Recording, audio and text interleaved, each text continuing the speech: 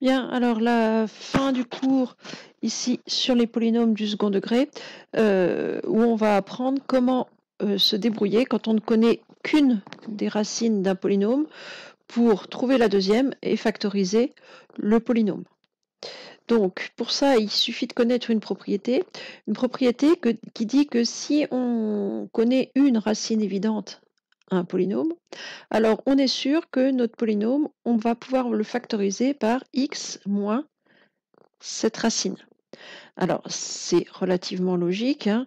On a vu que un polynôme du second degré qui s'écrivait sous la forme f de x égale a facteur de x moins x1 x moins x2. Bon, les deux racines, c'est x1 et x2. Donc, si on a une des deux racines, appelons-la x1, bon, ben, ça veut dire que mon polynôme, réciproquement, je vais pouvoir mettre x moins x1 en facteur. Donc, on va voir comment se débrouiller pour faire ça sur des exemples, hein. Ici, l'idée, ça va être de travailler vraiment sur des exemples pour se débrouiller. Donc, on prend le polynôme x carré moins 3x plus 2. Donc là, on ne connaît pas ses racines. Alors, on pourrait tout à fait, à l'aide d'une calculatrice, tracer sa courbe et puis regarder à combien ont l'air d'être les racines, hein. Ici, l'idée, c'est de se débrouiller sans. Alors déjà, essayer de trouver par le calcul une racine dite évidente. Alors, évidente, ça veut dire qu'on peut la trouver de tête. Alors, c'est quoi une racine? Je vous rappelle, c'est une valeur de x qui va faire que f de x va valoir 0. C'est ça, une racine, c'est une solution de f de x égale 0. C'est-à-dire par combien est-ce que je peux remplacer x pour que le calcul x carré moins 3x plus 2 fasse 0. Alors quand on voit il y a 1x carré moins 3 plus 2, on veut que le total fasse 0. Moi je serais assez tentée de dire 1 moins 3 plus 2, 1 plus 2 ça va faire 3, 3 moins 3 ça va faire 0. C'est-à-dire que si je remplace x par 1, je vais faire f de 1, ça fait 1 au carré, moins 3 fois 1 plus 2, ça va bien me faire 1, moins 3 plus 2, 1 et 2, 3, 3 moins 3, 0, ça fait donc bien 0. C'est-à-dire que 1 est ce qu'on appelle une racine évidente, alors évidente, en tout cas on peut la trouver de tête du polynôme parce qu'effectivement f de 1 vaut 0. Ça veut dire que dans mon polynôme, je vais pouvoir mettre en facteur x moins 1, puisque je suis sûr que 1 est une des deux racines. Donc je suis sûr que mon polynôme peut s'écrire x moins 1 fois cx plus d. Alors on verra dans les exemples, on peut soit le faire comme ça, c'est-à-dire laisser un terme de x devant, soit dire, bon bah de toute façon le nombre, soit l'écrire sous la forme comme je l'avais mis là, a fois x moins x1 fois x moins x2, sachant que le a que je vais mettre là, c'est toujours le nombre qu'il y aura devant x carré. Donc moi je vais plutôt avoir tendance à faire comme ça.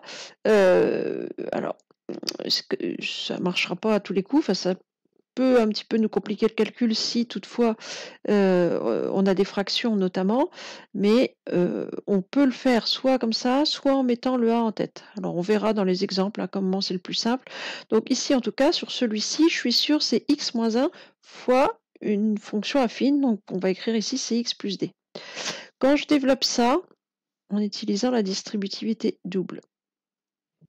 Alors, je sais qu'il y a beaucoup de lettres, vous n'aimez pas ça. Trop de lettres tue la lettre.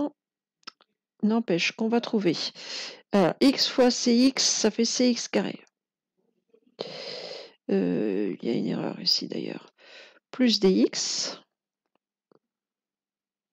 Donc là c'est un plus. Puisque c'est x fois plus d, donc plus dx. Moins 1 fois cx, donc un moins 1 fois cx, cx.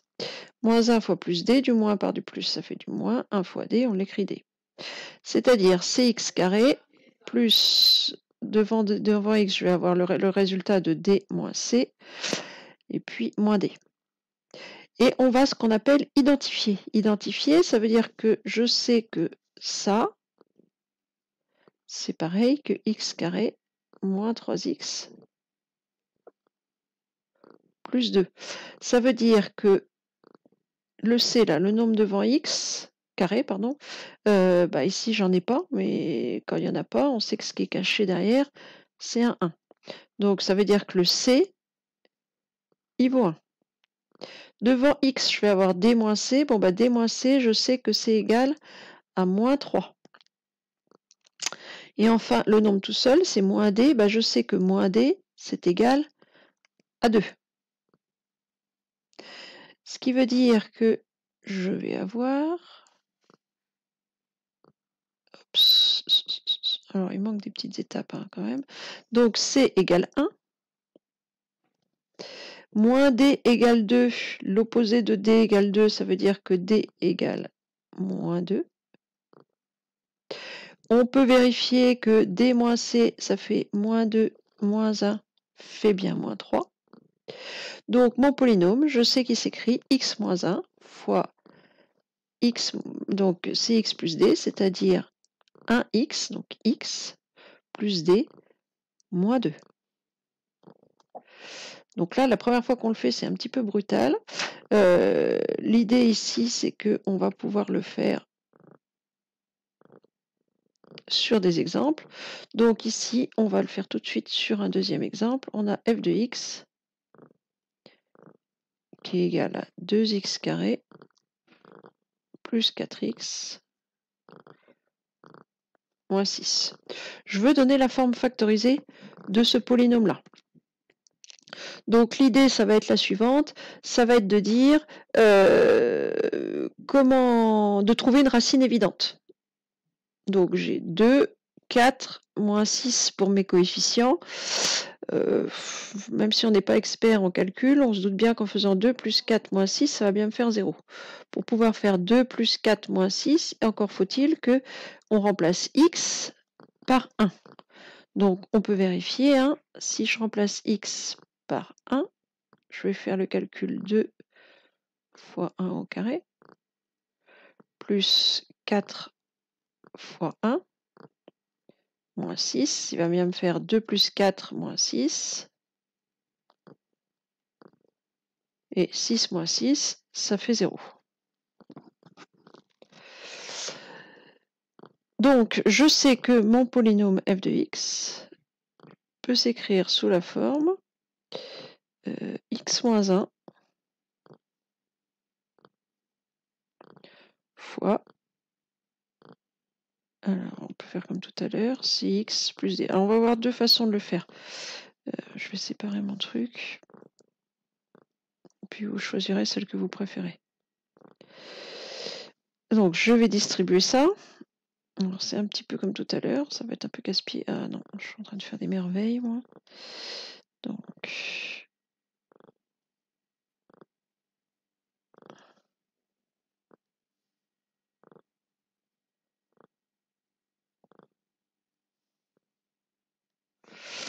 Donc, ça va être égal à cx carré plus dx moins cx, alors exactement comme tout à l'heure, hein, moins d, c'est-à-dire cx carré plus d moins c fois x moins d. Et je sais que ça, c'est pareil que 2x carré plus 4x moins 6.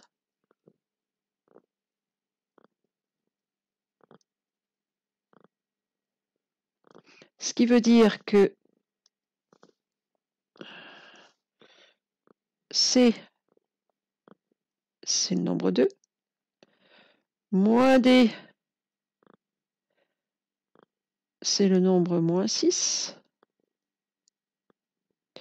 et puis le d moins c, alors on va le garder à la fin pour vérifier, d moins c, c'est 4. Donc on se retrouve avec c égale 2.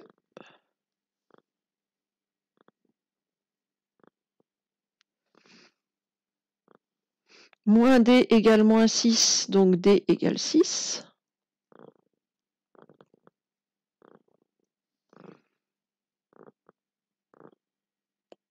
Si je regarde, je voulais D moins C égale 4. Si je fais 6 moins 2, ça fait bien 4. Donc ça, c'est plutôt une bonne nouvelle. Donc mon f de x, je sais que c'est égal à x moins 1 facteur de 2x plus 6.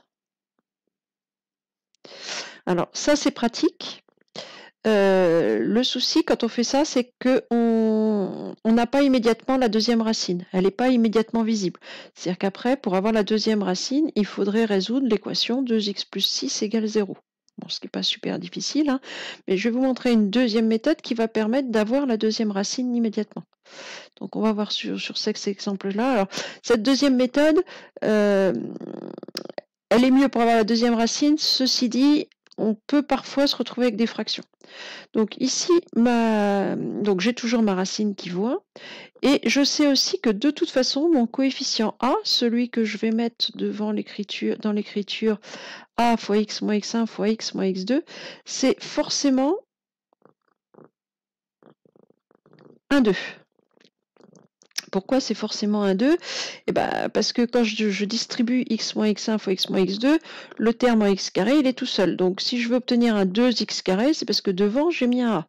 Donc à ce moment-là, je vais écrire que f de x, c'est égal à a fois x moins 1 fois x moins ma deuxième racine, que je ne connais pas. Je vais l'appeler x2. Oui, je vais l'appeler c. Non, je vais l'appeler x2. Et je sais que A vaut 2. Ouais, non, plutôt que de l'appeler x2, c'est pas terrible ce que je suis en train de faire. On peut l'appeler x2, on va l'appeler d, comme tout à l'heure. Donc, ou d, c'est directement ma deuxième racine. Donc là, je sais que c'est égal à 2 fois x moins 1 fois x moins d. Et si je distribue ça, je vais avoir 2 fois... Alors l'avantage, c'est que je vais avoir quand même beaucoup moins de lettres, je n'ai plus qu'une inconnue. Donc on va avoir x fois x, x carré.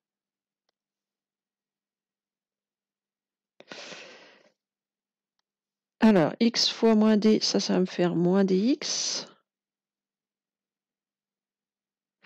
Moins x. Et moins 1 fois moins d plus d. C'est-à-dire, si je distribue le 2, 2x carré. Alors, moins 2dx moins 2x plus 2d. C'est-à-dire 2x carré. Alors, on va mettre plus moins 2d moins 2 fois x plus 2d. Et ça, je sais que c'est égal à 2x carré plus 4x moins 6. Donc, si j'identifie 2x carré avec 2x carré, ça va plutôt bien. Je sais que 2d doit être égal à moins 6. Pourquoi je suis en bleu, j'en sais rien. Donc, 2d égale moins 6.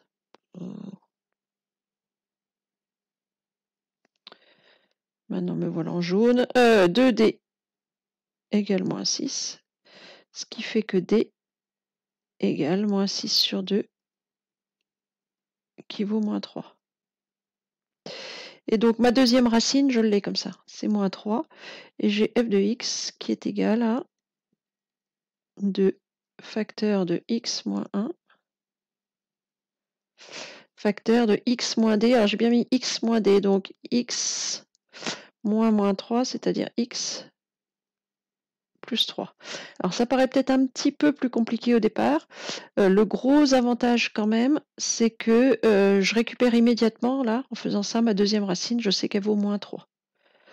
Bon, vous remarquerez quand même que ici, si je distribue le 2 sur la parenthèse x plus 3, je vais trouver le 2x plus 6 que j'avais là, hein. Donc ça, c'est bien 2 fois la même fonction.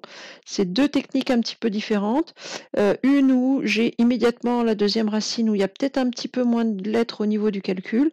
Une où il y a plus de lettres, ça va être un peu à vous de voir ce que vous préférez.